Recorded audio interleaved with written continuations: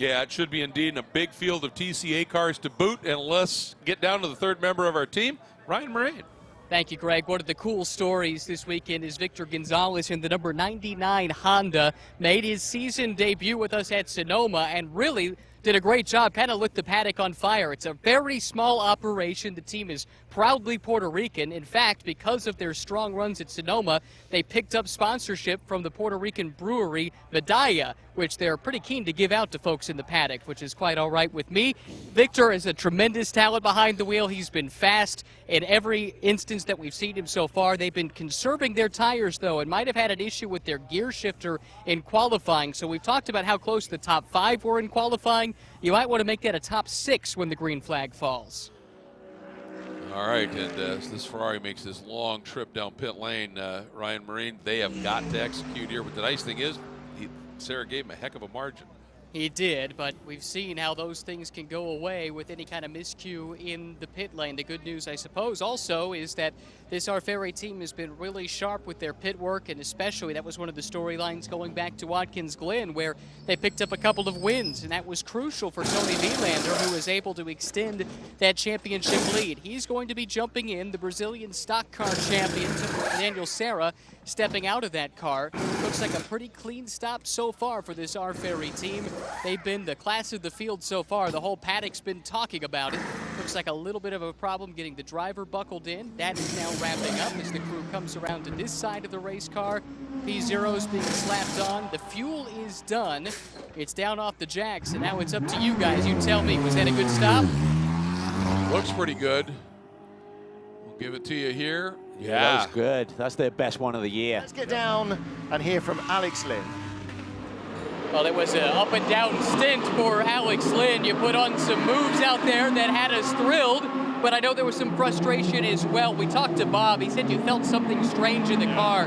Can you describe what it was that you felt? Yeah, we noticed when we came into the box that Pirelli managed to mount a rear tyre on a front rim. So unfortunately, yeah, we've been scuppered tonight due to a problem that wasn't ours.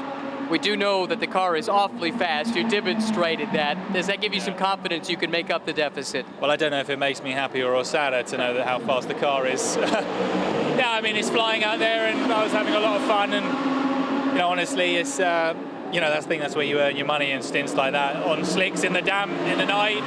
Yeah, it hurts quite a lot now to lose a minute and a half.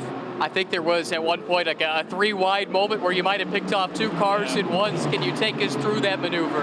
Yeah, I mean, I was dicing with 2 Audis, and then we had, I don't know who was in the Lamborghini at second at the time.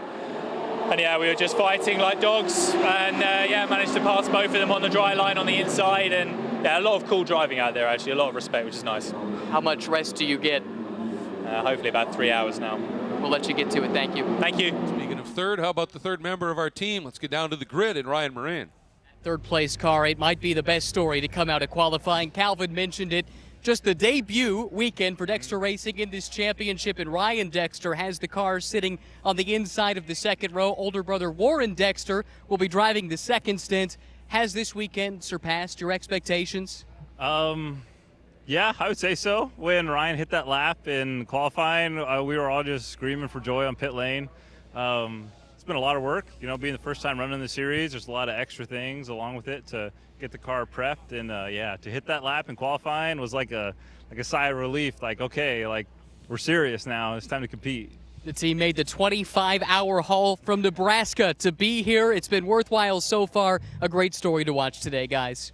Absolutely, and it was a tremendous lap, and this is a dream come true for these guys. He's got to be cognizant of that. Meanwhile, we've been wondering what's happening with James Walker in the beautiful Alfa Giulietta, Ryan? Yeah, I got an update from Rick Mayer, who oversees this operation, and he told me basically they were running at the back of their class anyway. They're kind of behind the 8 ball, didn't get a lot of running in yesterday, so they're just coming in and making a setup change with an eye on trying to have a better car for the race tomorrow. So simple as that, just trying to use this effectively as a test session. And remember, James is just doing a remarkable job even being in the car coming off of his injury at St. Petersburg. He's got that plate on his broken collarbone, really driving through a difficult situation there. But as far as the issues in this race, just trying to find a better handling race car for James looking ahead to race 2 on Sunday.